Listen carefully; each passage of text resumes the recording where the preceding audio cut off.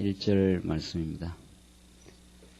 이스라엘이 시딤에 머물러 있더니 그 백성이 모압 여자들과 음행하기를 시작하니라. 그 여자들이 그 신들에게 제사할 때에 백성을 청하매 백성이 먹고 그들의 신들에게 절함으로 이스라엘이 바알보올에게 부속된지라. 여호와께서 이스라엘에게 진노하시니라. 여호와께서 모세에게 이르시되 백성의 두령들을 잡아 태양을 향하여 여호와 앞에 목매어 달라. 그리하면 여호와의 진노가 이스라엘에게서 떠나리라.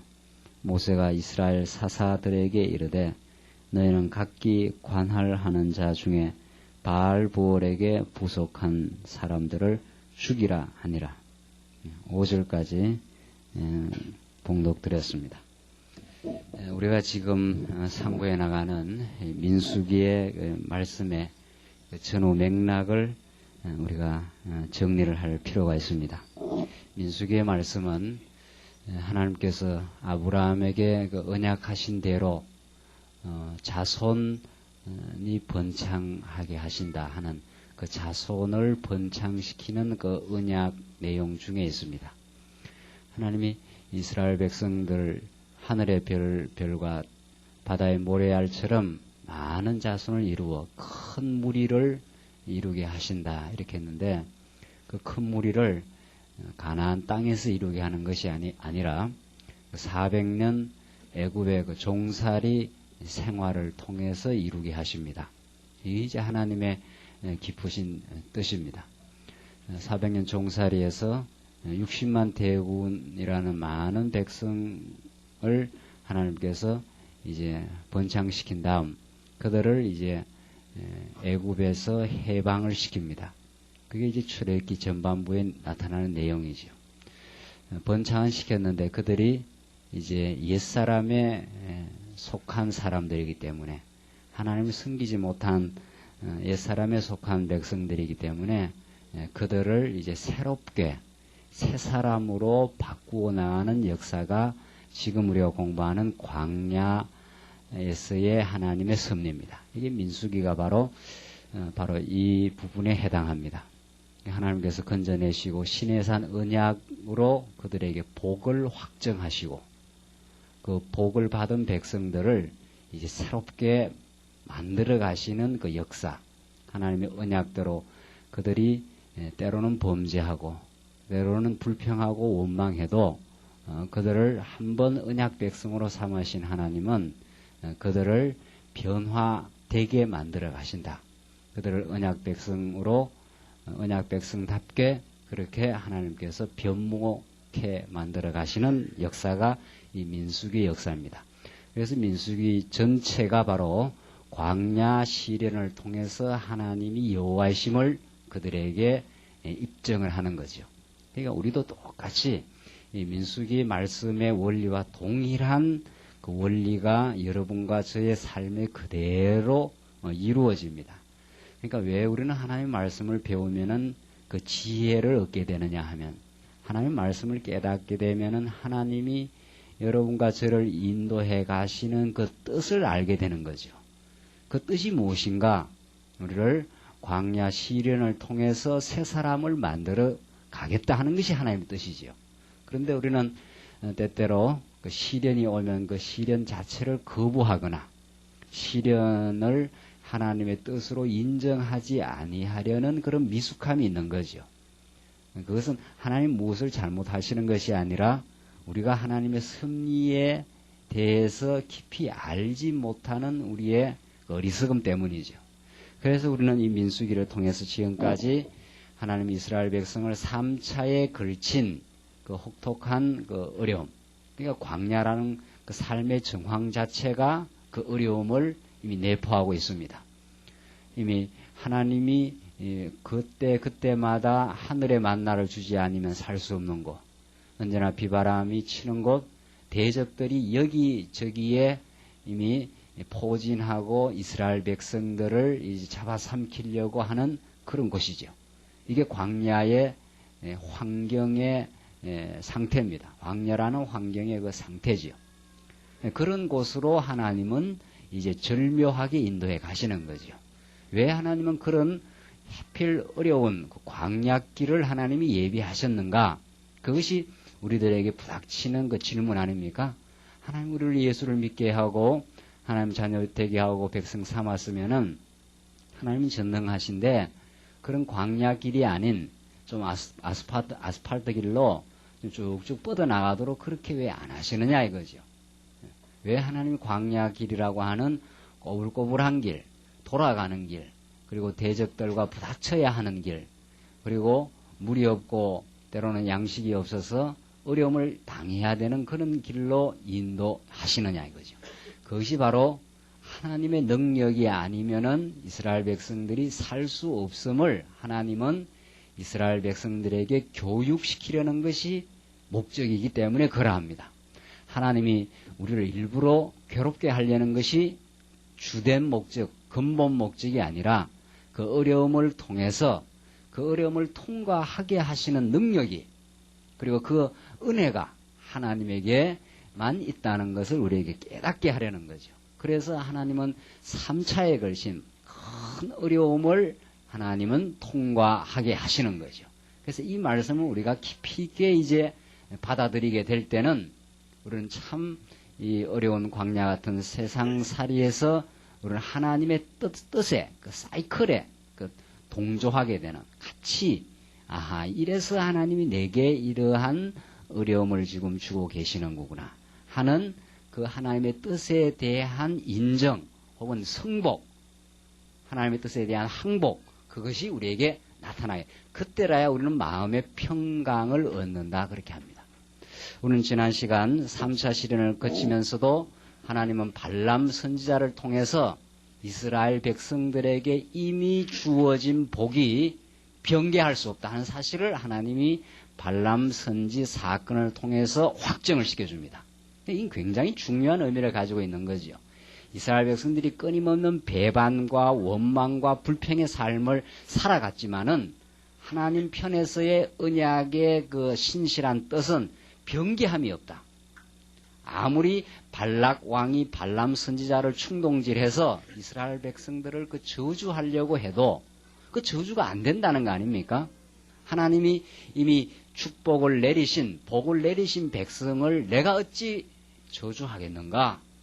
이게 발람 선지를 통해서 입을 통해서 나타난 말이죠. 그러니까 여러분과 저에게 주어진 그 복은 어떤 광야에 혼란이 와도 때로는 우리가 몸부림치고 나뒹굴어져도 하나님 편에서의 그 복은 변함이 없다. 그것을 이 민수기 말씀이 우리들에게 잘 확정을 합니다. 그러니까 이렇게 성경은 우리들에게 계속 불변하신 하나님의 언약적인 사랑을 우리에게 확정한 거죠. 자, 그 다음 오늘 우리 본문의 말씀이 바로 25장 이제 3차 시련 마지막 부분인데 백성들이 또 음행하고 범죄합니다. 이스라엘 백성들의 범죄의 모습은 아주 찔겨요. 이스라엘 백성들이 얼마나 3차 시련이 다 끝나가는데도 여전히 이스라엘 백성들은 자기 중심적이고 또 범죄를 감행하죠. 한번 보십시다. 1절 이스라엘이 시딤에 머물러 있더니 그 백성이 모압 여자들과 음행하기를 시작하니라. 참 범죄도 가지가지예요. 가지가지. 불평도 하고 원망도 하고 온갖 반역도 하지만 여기에서는 이제 모압 여자들하고 음행을 합니다. 그 여자들이 그 신들에게 제사할 때에 백성을 청하며 백성이 먹고 그들의 신에게 절함으로. 이거 알만하죠? 어떻게 이렇게까지 이스라엘 백성들이 이렇게 하나님을 배반하는가 하는 우리는 성경을 보면은 참, 야, 이들 참 심하다 말이지. 그렇게 하나님 보호하고 인도하고 발람 선지의 입을 통해서 하나님이 다시 하나님이 주신 복을 확정까지 시켜줬는데 의지가에만 철이 들었으면은 그 하나님 좀 뜻을 순종하고 그렇게 살 것 같은데 그렇지 않잖아요. 여기 1절, 2절 보시면. 그런데 참 1절, 2절 이 말씀이 있어서 우리가 위로가 되는 거죠. 그렇죠? 예. 우리도 이렇게 가만 보면은 이렇게 말씀 듣고 할 때는 제정신이 좀 들었다가도 또 삶의 현실에 나가면은 그래서 하나님 잊어버리기가 참 다반사거든요. 하나님보다 더 사랑하는 것이 너무도 많아요. 이스라엘 백성들에게는 음행으로 범죄가 되지만 우리는 그 영적인 음행으로 하나님보다 더 사랑하는 것이 우리들에게 너무도 많거든요. 그런 우리들의 모습을 이스라엘 백성들의 범죄의 모습을 통해서 잘 반영을 해준 거죠. 우리들이 비추어내는 거울입니다. 정말 이 백성들이 그들의 신에게 절을 한다는 거 아닙니까? 이게 우상 숭배 아닙니까? 우상 숭배. 그들의 신에게. 그러니까 여호와보다도 다른 신을 더욱 섬기는 거죠. 다른 신을 더욱 섬기는 거. 이 우상 숭배를 이제 신약에서는 사도 바울이 탐욕이라 그렇게 말합니다. 우리는 지금 뭐 돼지 대가리가 앞에 놓고 절 안 하면 우상 숭배 안 하는가 이렇게 생각하기 참 쉽지만은 그게 아니고 구약에는 이렇게 다른 신들 앞에서 절하는 것이 우상 숭배지만은 신약 시대에는 물론 신약 시대 때도 그런 거 하는 것도 우상 숭배지만 신약 시대 때는 더 그 영적으로 성화가 됩니다. 우상 숭배도. 그러니까 이미 우상이 구약에는 밖에 있었던 것이 신약 시대는 내 속으로 들어와요. 내 속으로. 그 탐욕. 하나님이 주신 것을 인정하지 아니하고 무엇이든지 이 세상에서 내 뜻대로 하기를 원하는 그 마음. 그게 우상 숭배. 그러니까 하나님보다도 어두움을 더 섬기는 거죠. 그게 우리에게 있는 거죠. 사실은. 그러한 그 이스라엘 백성들의 그 불의한 모습. 3절 나오는데 이스라엘이 바알 부올에게 부속된지라 나오잖아요. 부속. 거기에 속해버렸다는 거예요. 이스라엘 백성은 하나님에게 속한 백성인데 그 여자들하고 음행을 하고 그리고 제사할 때에 백성들이 또 먹고 마시고 거기 가서 먹고 마시면서 그 신들의 그 우상 신들의 그 축복을 더 이제 바라는 그러한 이제 이스라엘 백성들의 범죄의 모습이죠. 그래서 바알 부올에게 부속이 되어본 거예요. 하나님에게 속한 사람이 아니라 거기 가서 자기 몸을 다 팔아버린 거죠. 자, 우리 오후 시간에 지금 야고보스 공부를 하는데 야고보스가 바로 세속주의와 투쟁하게 하는 말씀이에요. 세속주의와. 세속주의와 투쟁하게 된다는 것이 바로 이 말씀이에요. 이거 보면 야고보스의 말씀이 우리의 힘으로는 세속적 가치, 하나님에 대한 가치보다도 세속적 가치를 우리 인간은 태어나면서부터 더욱 부속하고 사랑합니다. 그걸 우리 능력으로 못 이기지요. 그러니까 예수 그리스도를 통해서 하늘의 신령한 부요, 그 진리의 깨달음, 그 하늘에서 우리에게 부어주시는 하나님의 그 사랑의 그 깨달음, 진리의 확신, 그것을 깨달아야 우리는 세속적 가치를 정복할 수 있다는 거죠. 그게 성령께서 하시는 일이라는 거예요. 야고보서에서. 그러니까 지금 이스라엘 백성들도 아직은 지금 바알 부속에게 자기를 팔아버리는, 그러니까 세속적 가치에게 종속되어 있는 상태죠. 신약적으로 야고보식으로 야고보서식으로 말한다면은 이렇게 해서 지금 이스라엘 백성들이 범죄를 합니다. 자, 그러니까 여호와께서 이스라엘에게 이제 진노하십니다. 이때 진노가 바로 이제 사랑의 진노지요. 4절 여호와께서 모세에게 이르시되 백성의 두령들을 잡아 태양을 향하여 여호와 앞에 목매어 달라. 그리하면 여호와의 진노가 이스라엘에게서 떠나리라. 자, 하나님이 지금 하시는 말씀 보십시오. 그 백성의 두령들을 잡아가 태양을 향하여 목매달아 죽여버리라는 거예요. 이 하나님의 아주 진노가 아주 경노를 하신 거죠. 아주 진노가 대단한 모습이에요. 이 구약에는 하나님의 진노가 이런 방식으로 떨어져요. 그러니까 구약을 잘못 해석을 해가지고 오늘날 구약에 나타나는 이런 내용을 직접 우리에게 적용을 시키면은 굉장한 그 무리가 생기는 거예요. 무리가 아니라 그게 오류죠, 오류. 우리도 하나님 앞에서 때로는 범죄하고 이럴 때 하나님이 태양을 향해 목매달아 죽이라 하면 그거 견딜 사람이겠습니까? 이게 이제 구약적 표현입니다. 구약적 표현. 구약에는 실제 이스라엘 백성들을 그냥 막 땅이 갈라져서 막 죽여버리고 막 목매달아 죽여버리고 뭐 이렇게 했어요. 구약의 옛사람을 죽인 거죠. 구약의 옛사람을.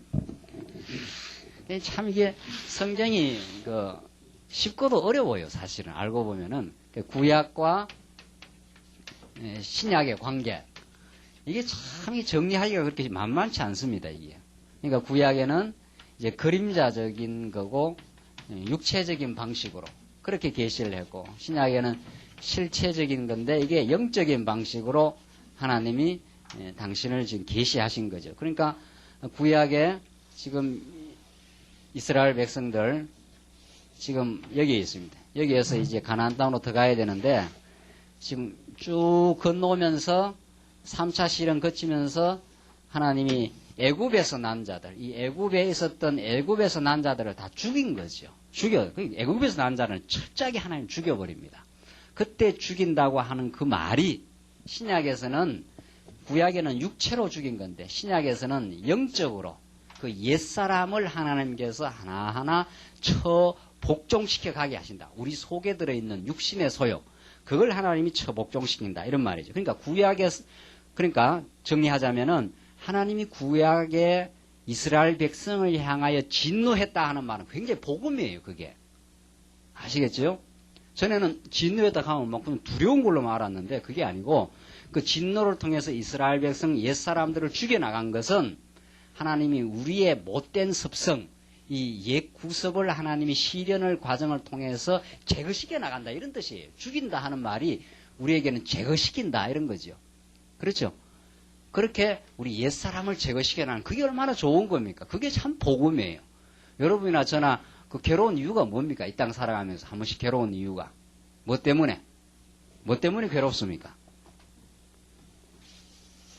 IMF라서 괴롭습니까? 예?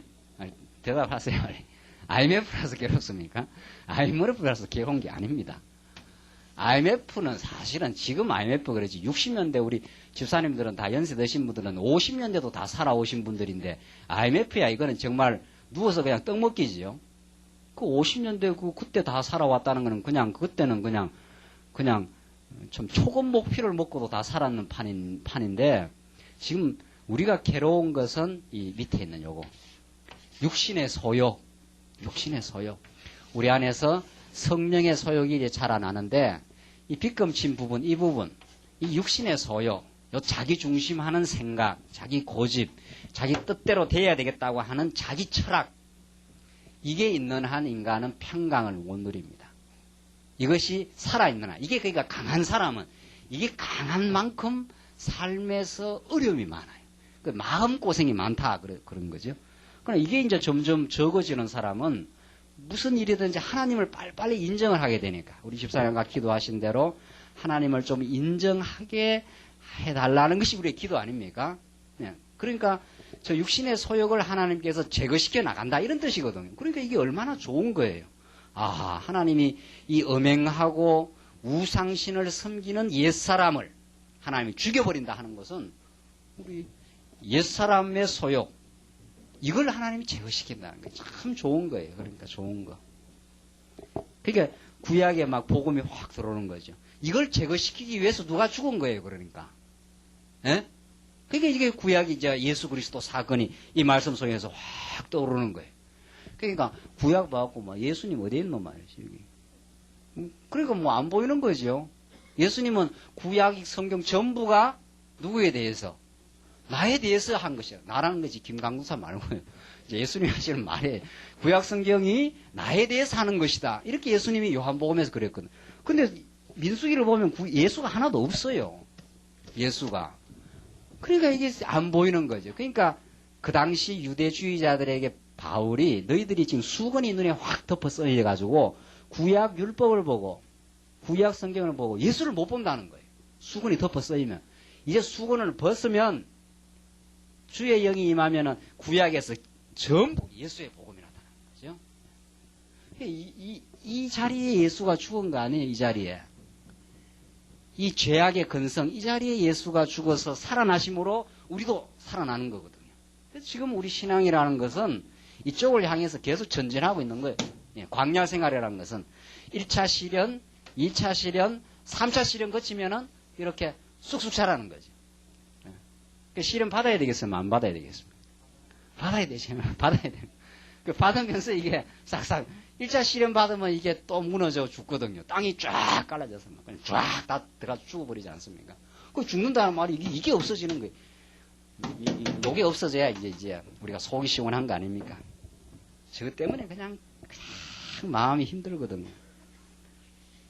자, 그래서 하나님이 지금 죽여버리라.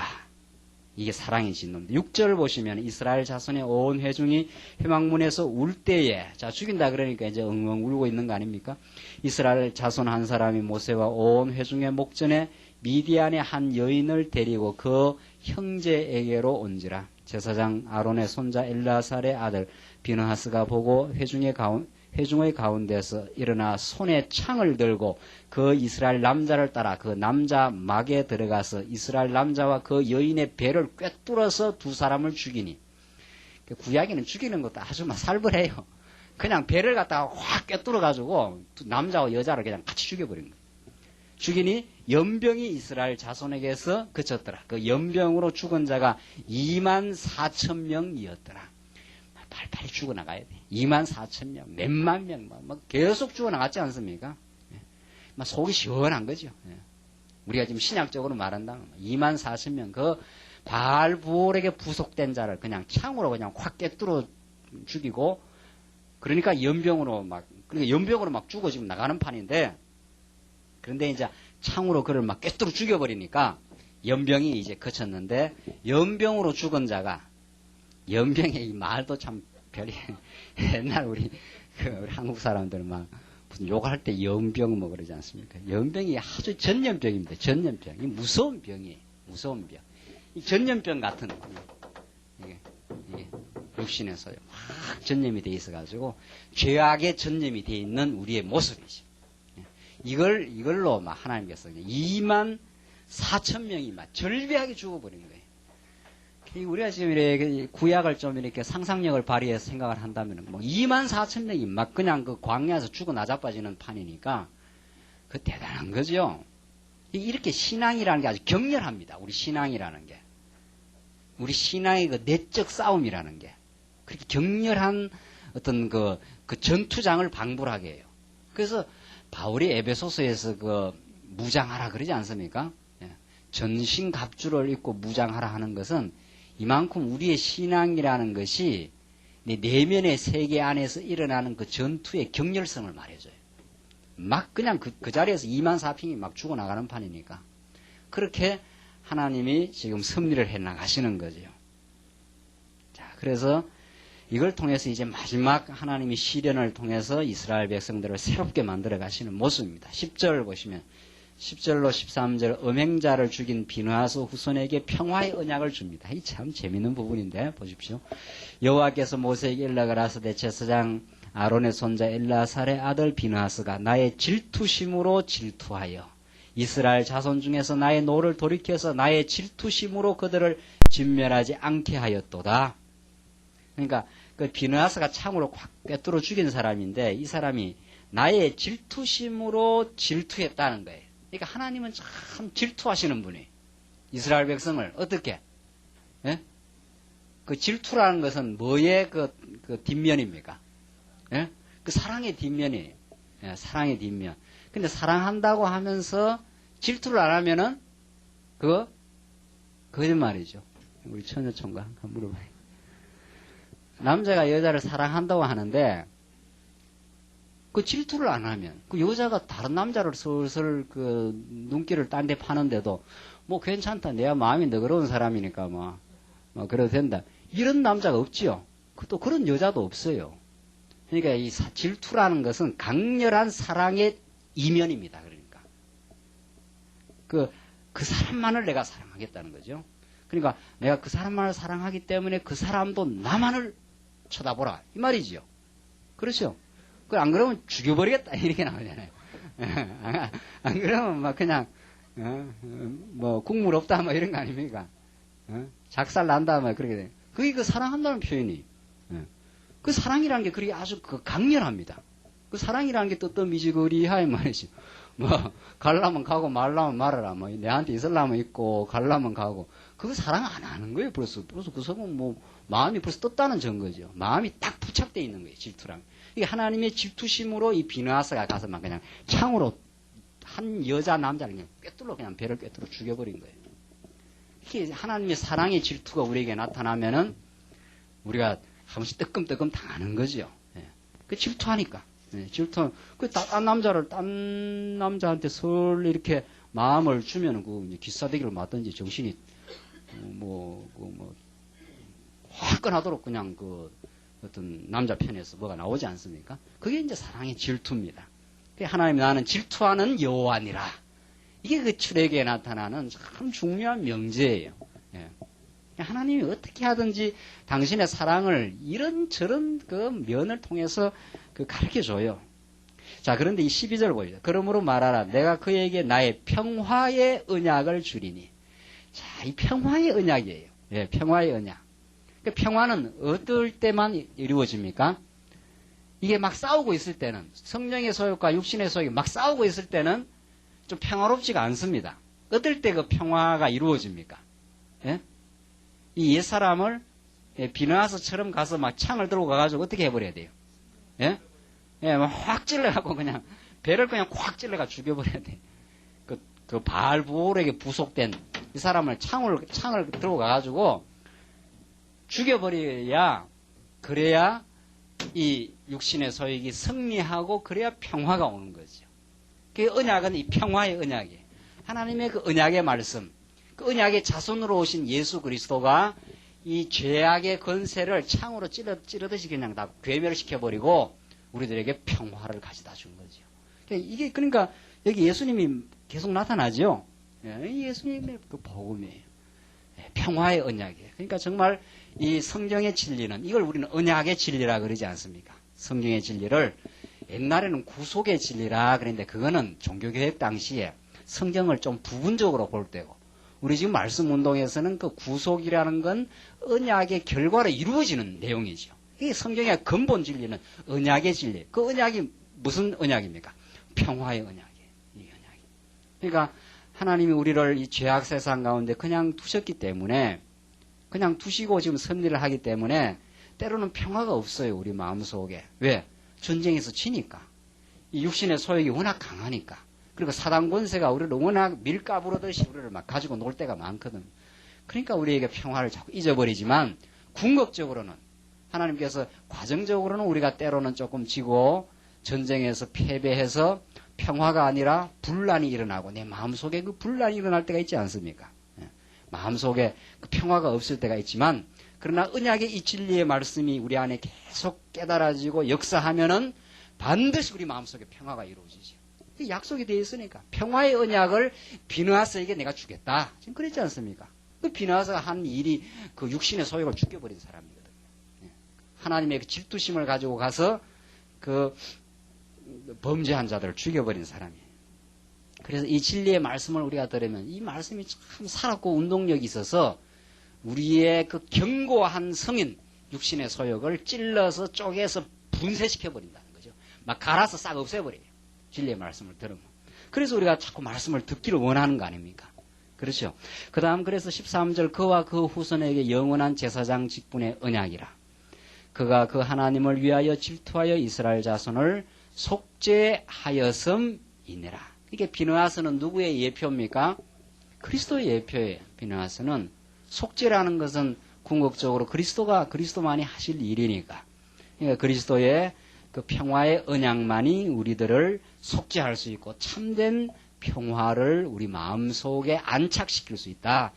그렇게 우리는 이 본문을 이해하는 거죠. 그 다음 보십시다. 14절로 15절 보시면은 음행으로 인해 죽임을 당한 자의 이름과 신분을 다 밝힙니다. 자, 이거 재밌지 않아요? 음행으로 그 죽은 자의 신분을 또 다 밝히네요. 죽임을 당한 이스라엘 남자 그 미디안 여인과 함께 죽임을 당한 자의 이름은 시므리니 살루의 아들이요 시몬인의 종족 중 한 족장이며, 죽임을 당한 미디안 여인의 이름은 고스비니 수르의 딸이라. 수르는 미디안 백성 한 종족의 두령이었더라. 그러니까 누가 죽임을 당했는가 그 이름을 다 이제 밝히는 거죠. 그러니까 우리 여호수아에서도 나오는데, 범죄한 자, 아간이 범죄했을 때 그 범죄를 하나님이 정확하게 추적을 해가지고 그걸 다 밝혀냅니다. 그 이름을. 누가 범죄했다는 걸 정확하게 밝혀내는 역사. 그게 하나님이 우리 빛으로 우리의 어두움을 밝혀내는 그런 역사죠. 그러니까 하나님 앞에서는 우리가 참 속일 수가 없는 거죠. 하나님의 그 광명의 빛, 사람 눈을 속이기도 하고 자기 자신을 속이기도 해요, 인간은. 인간이라는 게 이게 현실에 어려움이 있을 때 자꾸 환상으로 살기 때문에 자기가 어떤 존재인지도 잘 모릅니다, 인간은. 참, 인간이라는 게 이게 뭐 오리무중이에요. 자기가 어떤 존재인지도 잘 몰라요. 그런데 하나님의 밝은 진리의 빛이 확 비추면은 자기의 본래의 어둠의 모습이 다 드러나는 거죠. 그게 복음이에요. 그게 참 중요한 거예요. 그게 자기 발견이라는 거 아닙니까? 예. 인간이 자기가 누군지 모르고 살 때가 참 많거든요. 그런데 하나님의 말씀은 이렇게 어떤 죽임을 당했는 자, 그 문제가 있었던 그 자들을 다 밝혀내는 것처럼 우리의 모든 어리석음을 다 아십니다. 그리고 또 덮어주시는 거죠. 16절로 18절 보시면 여호와께서 모세에게 미디안을 박해하며 치라고 명하십니다.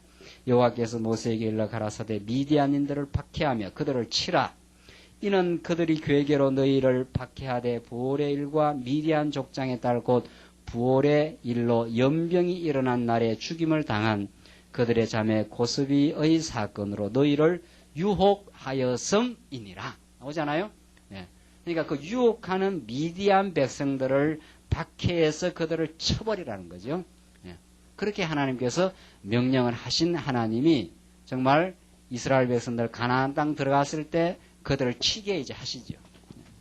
그러니까 지금 이스라엘 백성들이 가나안 땅 들어가는데 블레셋, 뭐 아람, 미디안, 모압, 에돔 이런 자들과의 그 전쟁사입니다. 이게 여호수아 사사기. 우리 이제 민수기 공부 끝나면 신명기에서 하나님이 한번 교훈을 하시고 이 모압 땅에서 교훈을 하시고 이제 가나안 땅으로 전진하게 하지 않습니까? 들어가서 하는 일이 이런 대적들, 가나안 7족속, 블레셋, 아람, 모압 뺑뺑 둘러있는 이방 백성들과 전쟁하게 하는 모습이죠. 그 전쟁을 통해서 하나님의 승리를 가르쳐 주려고 이스라엘 백성들 이렇게 많은 세월 3차 시련을 거쳐가면서 무장시켜 간 거죠. 그렇죠? 네, 이게 하나님이 오늘날 여러분과 저에게 이루어지는 섭리입니다. 우리가 이렇게 말씀 이렇게 딱 이론적으로 들으면 말씀 다 알 것 같아도 물론 이론적으로는 어느 정도는 알지 않습니까? 그러나 그 이론으로는 되질 않는 거죠. 하나님이 이 땅 위에서 우리에게 많은 시련의 과정을 거쳐가면서 정말 인격적으로, 요 머리에서 이론적으로 돌아가는 말씀이 아니라 이제는 인격 그 뼛속 깊이 하나님의 그 주권을 인정하게 하시려고 우리 뜻대로 어떤 일이 되지 않게도 하시고 정말 안 된다고 절망했는 그 상황 속에서 하나님이 건져주시기도 하시고 이런 많은 세월의 연단을 거치면서 우리를 하여금 하나님의 절대적인 섭리를, 그 주권을 인정하게 만들어가는 거죠. 그렇게 무장을 시켜가는 거죠. 그러니까 우리에게는 부정적인 일은 하나도 없다. 그런데 그게 마지막 우리의 설교의 그 결론 아닙니까? 그걸 들어야 우리 마음이 시원해져요. 성도님들, 지난 주일 이후 일주일 동안 우리의 삶을 가만히 돌이켜 보십시오. 우리는 내 뜻대로 되지 않았을 때, 이런 일 저런 일 당했을 때 그 마음 상했을 때가 참 많거든요. 이게 왜 이게 내 마음대로 진행이 되지 않는가?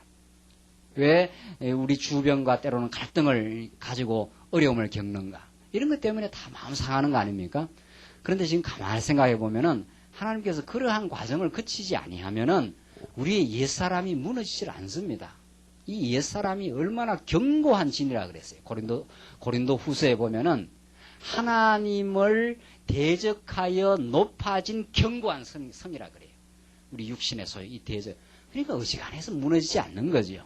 그러니까 하나님의 말씀으로 깨닫게 하고 삶의 현실을 통해서 부닥치게 해가지고 이게 정말 내 뜻대로 우리의 삶이 진행되지 않는구나. 그러한 그 장벽 앞에서 포기하게 만드는 거죠. 그러면서 우리를 점점 강하고 튼튼하게 무장시켜 갑니다. 왜? 앞으로 뭐 시키려고? 미디안인 만나면 그냥 쳐서 그냥 전쟁에서 이기게 만들려고. 그러니까 강하게 무장시켜 가는 가운데 시련을 주는 거니까 야고보서가 말하는 대로 너희가 시련을 만나면 온전히 어떻게 해요? 뭐라 그럽니까? 기쁘게 여기라. 이 하나님의 뜻을 알아야 기쁘지 뭐 시련 만는데 기쁘긴 뭘 기쁘냐. 당장 그렇게 나오잖아요. 그러나 쭉 지금까지 들었던 말씀의 그 깊이를 이렇게 하나님의 뜻을 이렇게 전제해서 가만히 생각해 보면 시련을 만날 때 온전히 기쁘게 여기라는 거죠. 이게 그저 괴롭게 되는 일이 아니라 하나님의 나라를 강하게 무장시켜가는 정말 하나님 쪽으로 인정하게 만들어 가시려고 그렇게 하나님께서 해나가시는 일이다. 그렇게 우리가 그 인정되어져 가는 삶, 그게 성령께서 우리를 진리로 깨닫게 하시고 삶의 시련으로 깨닫게 하시는 그 두 개의 결합을 통해서 하나님이 우리를 이끌어 가시는 모습이다 하는 것이 지금까지 민수기에 나타난 3차 시련의 말씀입니다. 이제 끝났죠? 예. 3차 시련 참 길게 우리 공부했는데 아이고 뭐 한숨 돌리고 하십시다. 3차 시련 동안 우리 얼마나 벅차게 힘겹게 우리가 살아왔는데 그러나 그 힘겨웠던 일들이 다 합력해서 정말 이제 미디안인을 향해서 그리고 앞으로 가나안 땅에 지금 거하고 있는 그 강팍한 족속을 향해서 전진케 만들어 가시는 하나님의 아름다운 섭리였다. 우리들에게 칼을 쥐어주고 구원의 투구를 씌우고 무장케 하고 이런 과정으로 우리에게 시련을 주셨다. 그렇게 이제 우리 과거 삶을 이제 해석을 하는 거죠. 그렇게 해석되십니까? 예, 그렇게 해석 딱 되어야 이게 민수기를 우리가 이제 제대로 배운 거죠. 그냥 민수기가 그런가 보다 이렇게 하고 지나가면 그거 자기 양식이 안 되지 않습니까? 자기 양식은 3차에 참 큰 시련이 정말 땅도 갈라져 죽기도 하고 연병이 나서 그냥 2만 4천 명이 막 죽어난 나자빠지는 그런 큰 어려움을 겪기도 했지만은 하나님은 이 옛사람을 무너뜨리고 새사람을 키워내는 이 놀라운 하나님의 섭리가 있었다. 이제 곧 나와요. 그래서 이렇게 키운 백성이 몇만 명이에요? 키운 백성이. 죽인 백성이 몇만 명이고. 이게 60만 대군 다 죽여버리고, 60만 대군 다는 아니겠죠. 20살 이상이니까. 그래서 애굽에서 난 자들 다 죽이고, 광야에서 새로 난 자들 딱 몇 명, 60만 대군으로 새롭게 완전히 갱신시킨 거죠.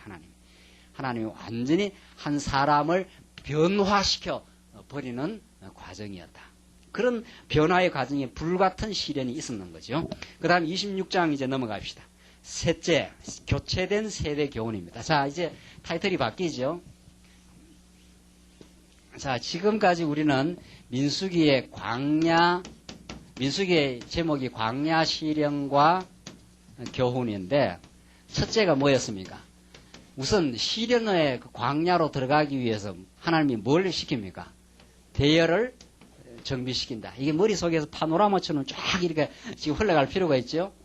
그러니까 시련을 그냥 무작스럽게 하나님께서 시키는 게 아니라 다 받을 만큼 또 받고 이길 만큼 그렇게 하나님께서 만들어 가시지 않습니까? 그게 하나님의 자상한 섭리죠. 왜? 대열을 딱 정비를 시켜요. 뭐를 중심으로 해서 법궤를 딱 중심으로 해서 이스라엘 백성들을 대열 정비를 시켜가지고 이렇게 딱 만들어 놓고 아주 질서정연하게 만들어 놓고 이제 광야로 이제 몰아가는 거죠. 그러니까 우리 광야교회도 지금 질서정연하게 딱 만들어 가면 이제 앞으로 어디로 들어가겠다. 이제 신년으로 들어가겠다. 이 대열 정비 참 중요한 거예요. 대열 정비를 시키면서 그 다음에 하나님이 시련을 주십니다. 시련을 통해서 세대를 어떻게 해요? 교체를 시켜요. 그러니까 옛 세대와 새 세대를 교체시키는 거죠.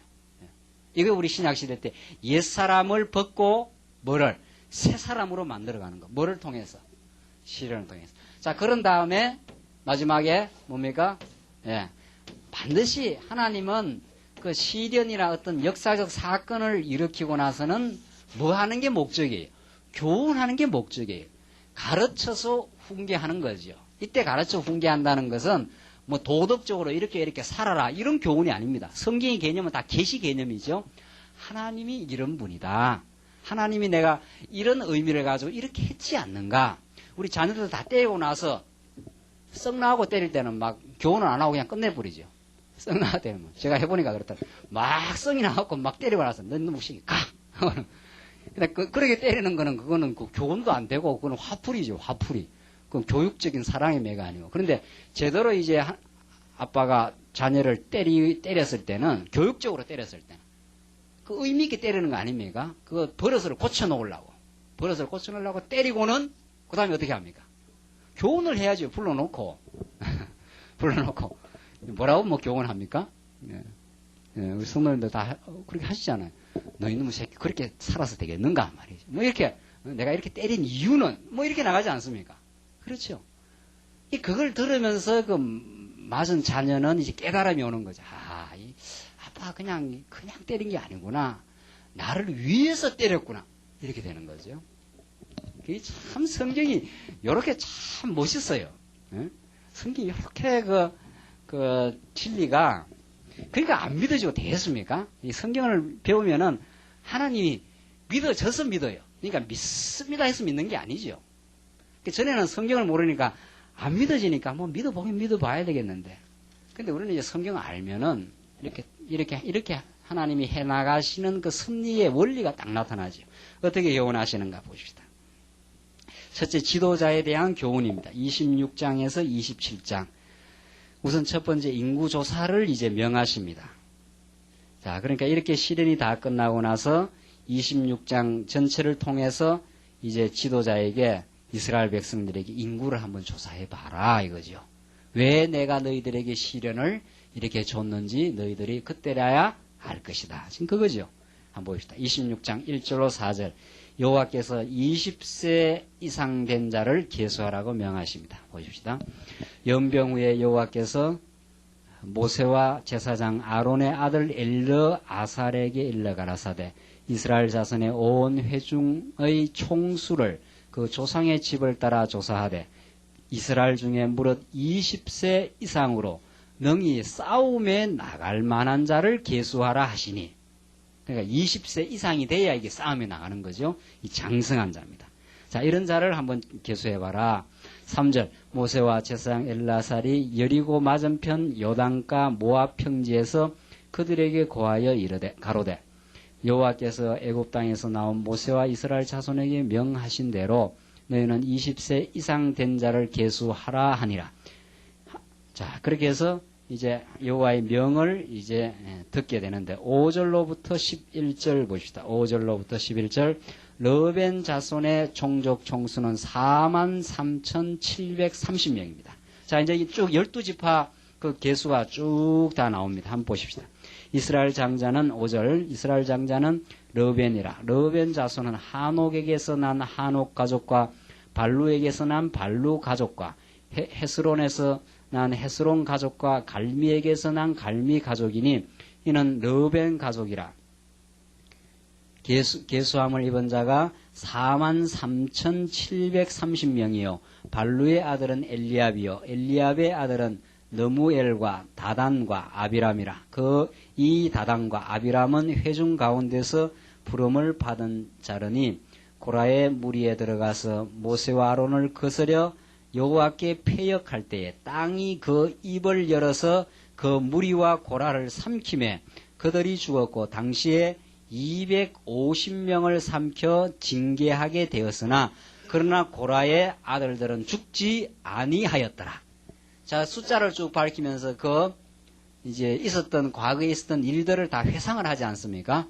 이 고라 자손들이 모세를 반역을 했는데 그 당시에 땅이 삼켜가지고 고라를 삼키고 250명을 죽였지만은 고라의 아들들은 죽지 않았다. 그거 다 죽인 건 아니라는 거죠.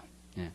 그러니까 20세 이상 애굽에서 난 자들, 그러니까 애굽에서 이미 죄악으로 절어버려 있는, 죄악의 그 훈습이 몸에 배어 있는 그런 자들을 하나님께서 제거시켜 나가고, 이제 광야에서 난 자들은 하나님께서 계속 키워가시는 거죠. 보호하시는 거죠. 그 백성들을 죽이는 건 아니죠. 옛사람을 죽이는 거지 하나님이 새사람을 죽인 것이 아니다 하는 것을 여기서 지금 밝혀주는 거죠. 그 다음 12절 봅니다. 그 다음 12절은 시몬 자손입니다. 시몬 자손은 그 종족대로 이러하니 너무엘에서 난 너무엘 가족과 야민에게서 난 야민 가족과 야긴에서 난 야긴 가족과 세라에서 난 세라 가족과 사울에게서 난 사울 가족이라. 이는 시므온 종족들이니 계수함을 입은 자가 22,200명이었더라. 예, 이게 시므온 백성들 쭉 헤아려 보라 하니까 22,200명이었더라 하면서 그 자손들을 쭉 헤아립니다. 이것이 12지파가 지금 계속 나오는데 조금 더 함의를 보입시다. 15절 갓 자손은 그 종족대로 이러하니 스본에서 난 스본 가족과 학기에서 난 학기 가족과 순위에서 난 순위 가족과 오스니에서 난 오스니 가족과 에리에서 난 에리 가족과 아롯에게서 난 아롯 가족과 아렐리에서 난 아렐리 가족과 이는 갓 자손의 종족들이니 계수함을 입은 자가 45,000명이었더라. 그러니까 옛날에 이런 성경 보면 재미 하나도 없지 않아요. 재미가 없는 게 아니라 아예 보지도 안 했어요. 보지도. 이걸 왜 읽겠어요? 이게 무슨 뭐 김씨 가문도 아니고 이거는 박씨 가문도 아니고 갓신지 시몬인지 알 게 뭡니까? 이런 성경은 아무 재미가 없는 거예요. 그러니까 옛날에 성경 읽으라 그래도 읽으라고 이제 교회에서 그러니까 그냥 읽은 거예요. 그냥 무슨 그러니까 레위기서 잘 못 넘어가잖아요. 창세기 좀 나가고 출애굽기 나가다가 레위기서 딱 오면 그만 안 읽히는 거예요. 이게 민수기 이런 말씀은 참 이게 재미없는 말씀이에요. 근데 우리가 지금 공부해 나가는 원리에 비추어 보면은 오늘 지금 12지파에게서 나오는 60만 대군은 무엇을 가리킵니까? 이걸 우리가 왜 진리의 말씀으로 읽어야 되느냐는 거죠. 하나님께서 지금 60만 대군을 애굽에서 난 자를 죽이고 새로 난 60만 대군의 숫자를 지금 쫙 열거하는 이 말씀이에요. 그러니까 이 60만 대군, 이스라엘 백성들의 60만 대군이 12지파에서 이러이러하게 지금 생겨났다 하는 걸 지금 밝히는 게 26장인데 이게 왜 진리입니까? 이걸 통해서 우리는 무엇을 깨닫습니까? 그러니까 성경 전체 모르면 성경 모르는 겁니다. 그러니까 이 민수기 말씀만 읽어가지고는 이게 무슨 말인지 무슨 뜻인지 알겠어요. 그냥 60만 대군이 이렇게 되었다. 이게 민수기라는 게 백성의 수예요. 백성 수. 이게 민수 이 숫자 아닙니까? 백성의 수를 그 헤아리는 기록 아닙니까? 민수기. 그러니까 이게 유대 이 성경 후대 사람들이 민수기를 가만 보니까 숫자를 막 그냥 계속 헤아리거든요.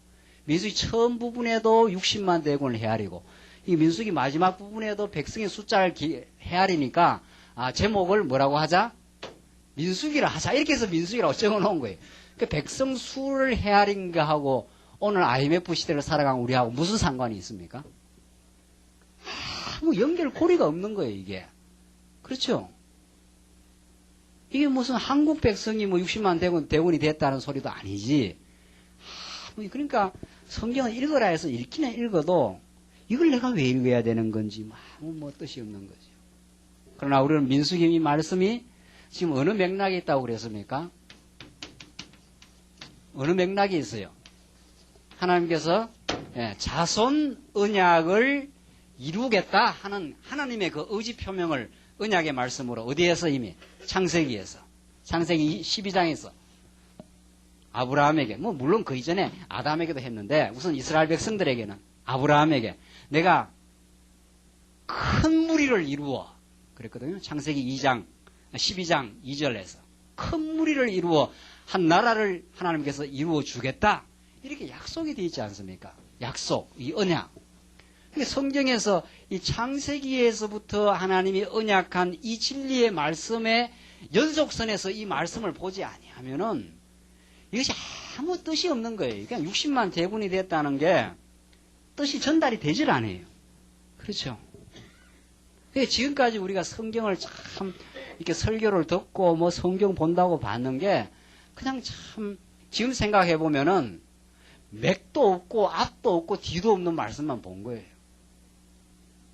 그래서 우리가 지금 마음이 뜨거워지는 거 아닙니까? 야, 성경은 너무도 분명한 살아계신 하나님을 증거하는데 전에는 우리가 뭐 갑자기 마태복음 5장 설교했다가 그 다음 날 가면 또 그 다음 날이 아니라 그 다음 주에 가면 갑자기 또 뭐가 또 출연합니까?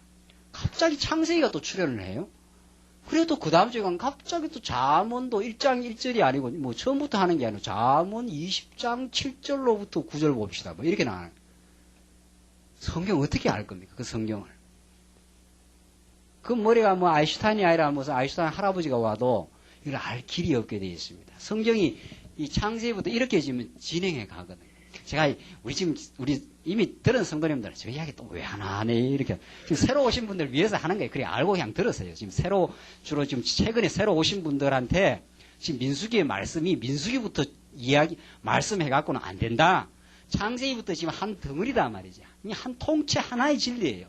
그러니까 하나님이 이렇게 약속한다 하시던 하나님이 드디어 이 언약을 어떻게 이루어냈다. 지금 그 말 아닙니까?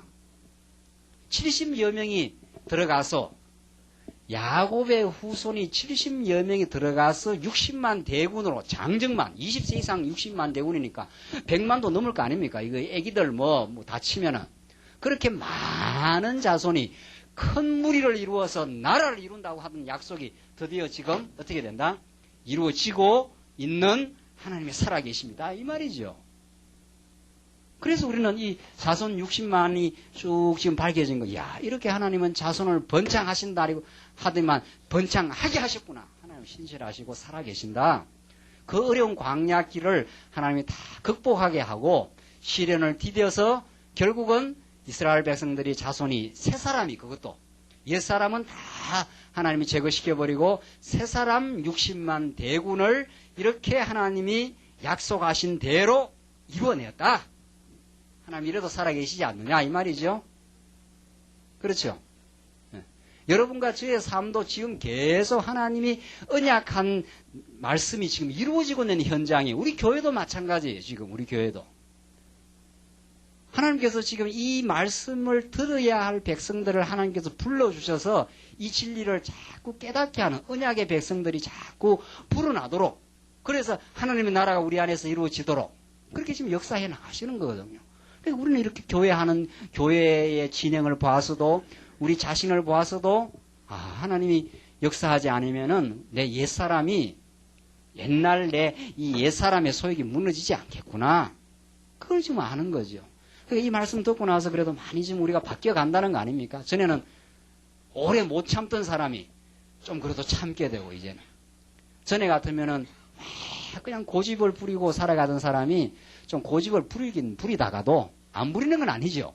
고집을 좀 부리다가도 그게 아니지. 내 고집대로 되는 거 아니고 하나님 작정대로 된다는데 말씀에.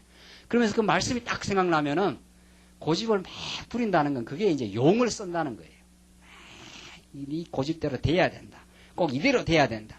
그때 마음이 상하는 거거든요. 그 속이 상한다 그러죠. 진짜 속이 상해요. 우리가 고집을 피우면. 그 하나님 앞에 살아가는 사람은 이제 고집이 점점 없어져 가는 사람인데 하나님이 작정되었으면 되는 거고 안 됐으면 안 되는 거다. 이렇게 마음 편안하게 생각한다는 거 아닙니까? 어제도 집사람하고 무슨 이야기를 하다가 아주 까다로운 문제가 하나 걸렸어요. 아주 좀 까다로운 일이. 그런 지금 까다로운 일을 어떻게 지금 처리를 해 가느냐.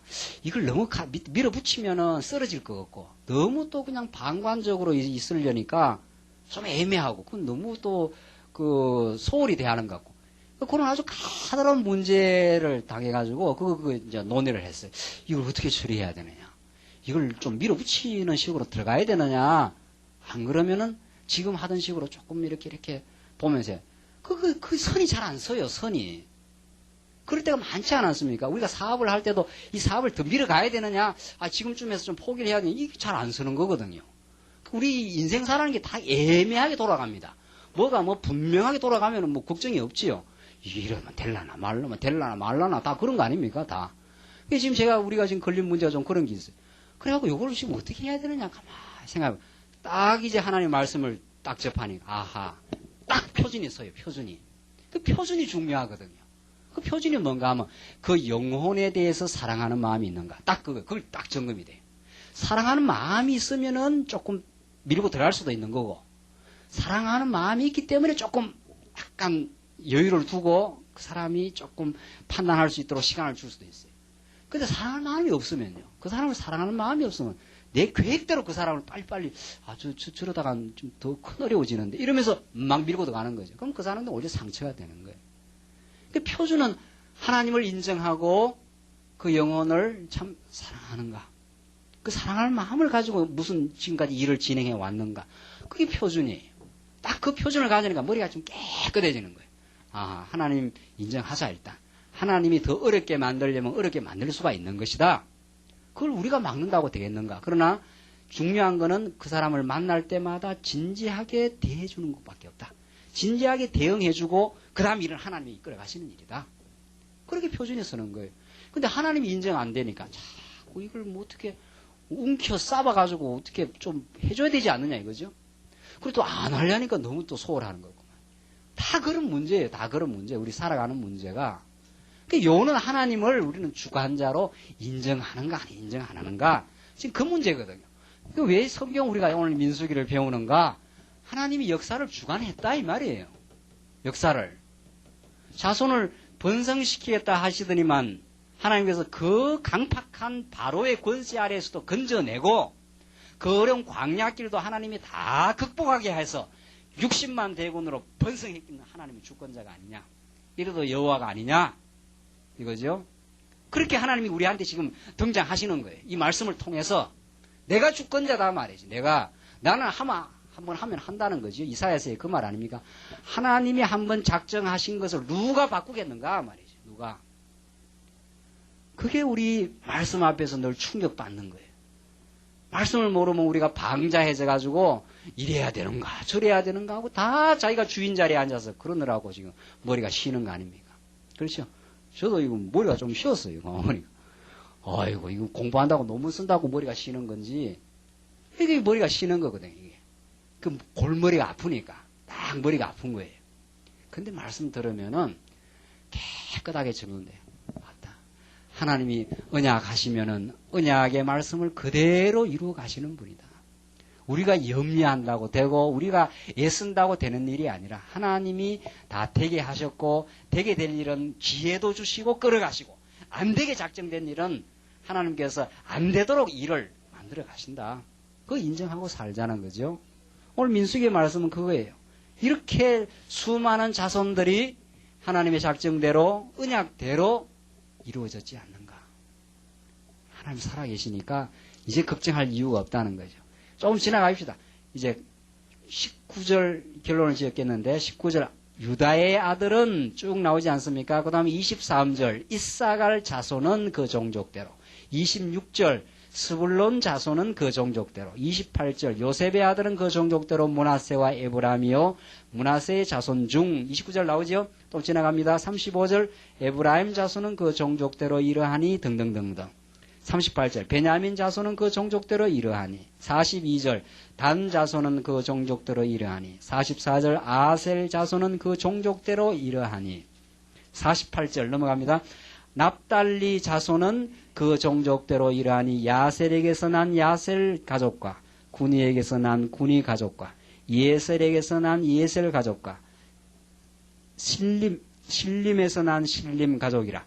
이는 그 종족을 따라 납달리 가족들이니 계수함을 입은 자가 45,400명이었더라. 이스라엘 자손의 계수함을 입은 자가 601,730명이었더라. 예, 51절 다시 읽을까요? 이게 신나지 않습니까? 이렇게 하나님이 60만 대군으로 다시 이스라엘 자손의 계수함을 입은 자가 60만 7천 좀 흥분을 가라앉히고 1,730명이었더라. 그 어쨌다는 이야기예요. 이었더라는 말은 하나님이 자손을 많이 번창하신다고 하시더니만 이렇게 이루어 주은 여호와였더라. 지금 그 말이죠. 그게 보입니까, 여러분들 눈에? 제 눈에는 지금 그게 보여요. 그 뭐 여호와란 말이 어디 있냐 말이지. 그게 언약 뭐 이룬다는 말이 어디 있냐. 그게 이제 다 보여요. 창세기부터 보면은 이렇게 하나님 살아계신다. 그러니까 우리가 지금 갖고 있는 걱정, 염려, 말짱 그거 다 도루묵이에요. 그런 걸. 그 하나님이 이렇게 지금 끌어가시는 분인데, 그리고 이스라엘 백성들을 얼마나 새롭게 끌어갔습니까, 이게. 이 옛사람의 소욕을 다 무너뜨리고 새로운 60만 대군으로. 이게 원래 나올 때도 60만이 아니었습니까? 이게 참 기가 막힌 거죠. 옛사람이 무너지는 만큼 새사람이 잘한 거죠. 그러니까. 그렇죠. 그렇게 이렇게 하나님이 이스라엘 백성들을 안 놓았단 말이죠. 놓지 않았고 보호했고 그들을 사랑했고 그들을 이렇게 교육시켜 내신 여호와다. 그러니까 하나님 믿을 만하지 않는가? 그러니까 우리 삶에 시련이 와도 하나님은 나를 60만 대군으로 나를 새 사람 만들어 가려고 지금 주시는 하나님의 사랑했습니다. 그러니까 염려할 거 없는 거죠. 우리 주변에 어려운 일을 당하는 성도를 바라볼 때 그 하나님의 섭리를 보는 거죠. 하나님이 저 영혼을 사랑하시는데 아무리 지금 어려운 일에 부닥쳐갖고 이럴까 저럴까 염려하고 지금 걱정하는 것 같아도 그 고비를 지나가면 하나님은 또 새로운 자손을 만들어낸단 말이죠. 구약식으로 표현하자면은 우리 신약적으로 말하자면 옛사람을 무너뜨리고 새사람을 만들어내는 하나님을 인정하는 사람으로. 그 지금 우리가 당한 그 케이스가 그래요. 하나님 잘 인정 안 하고 이렇게 사는 것 같아요. 그러니까 뭐 우리도 그렇지만 우리 집안도 그러니까 하나님께서 그런 지금 까다로운 문제를 줘가지고 지금 끌어가는 거예요. 지금 끌어가는 거예요. 그래 그 고비를 지나면은 하나님 신앙하는 신앙이 불끈 자라게 된다. 이스라엘 백성들 3차 시련 거치고 세대 교체를 하고 나니까 몇 명으로 60만 대군으로 하나님이 지금 그 하나님의 음성이에요. 내가 이렇게 60만 대군 새롭게 만들어서 이제 약속의 땅으로 들어가게 하지 않겠는가. 그러니까 자손 언약 다 끝나가요. 이제 자손 언약 끝나가니까 그 다음 민수기 31장부터는 뭐가 나옵니까? 무슨 언약입니까? 땅 언약 나오잖아요. 이제 자손 실현시켰고 번창시켰고 60만 대군 만들었으니까 그 백성을 어디로 집어넣어야 되겠어요? 가나안 땅으로. 막 착착 지금 성경이 이래서 착착 맞는 거예요. 이게 착착. 우리 지금 시련 다 끝나면은 우리 어디로 데려가겠습니까? 천국. 그러니까 시련 끝나야 가지. 죽어도 천국 지금 못 가요. 그러니까 뭐 어떤 사람들은 옛날에 빨리빨리 천국 가고 싶다 해도 천국도 빨리 가는 게 아니죠. 다 있게 할 만큼 있고 지지리지리 고생도 다 해야 되고 겪을 거 다 겪어야 되고 무너질 거 다 무너지고 그래서 새 사람 되어서 멋있는 새 사람. 우리 입었는 옛옷을 벗어야 되지 않겠어요. 이거 옛옷. 구닥다리 양복 이거 벗고 명동서 하이칼라로 막 쫙 뽑은 이게 신나는 거 아니에요. 이게 이제 부활의 몸. 이 몸은 이게 괴로운 몸이거든요. 우리 신령하고 아주 즐거운 몸으로 이렇게 하나님이 부활의 몸을 입혀서 영원한 천국 데려가시는 것 너무 분명하지요. 이 소망이 있어야 우리는 이 땅에서 힘있게 어떤 경우에도 우리는 지치지 아니하고 승리의 근거를 확보하고 살아가는 사람이죠. 좋다 말이죠. 시련이 와라. 시련 속에서 더욱 하나님이 나를 새 사람으로 빚어가실 것이다. 이렇게 우리는 전진해 갈 수 있습니다. 기도하십시다. 자비하신 우리 하나님 아버지, 오늘 민수기 이제 하나님이 3차 시련을 다 거치게 하시고 이스라엘 백성들 약속하신 대로 60만 대군으로 드디어 하나님께서 새 사람으로 만들어 주셨습니다. 우리 이 땅에서 살아가는 동안 많은 시련이 부닥치고 우리가 원치 아니했던 어려움에 봉착할 때마다 우리는 하나님 때마다 잊어버리고 낙심하고 절망하고 좌절할 때가 참으로 많습니다.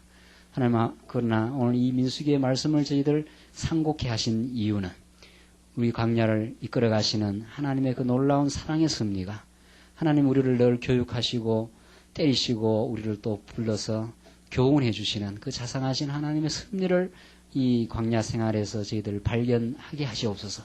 그 하나님의 뜻을 발견하고 하나님 앞에 승복하고 이제 어떤 일을 닥쳐도 하나님의 손길을 느끼면서 하나님 살아계심을 확정하면서 저희들 이 거친 세상 영원한 땅의 소망 가지고 전진케 하시옵소서. 예수님 이름으로 기도합나이다. 아멘.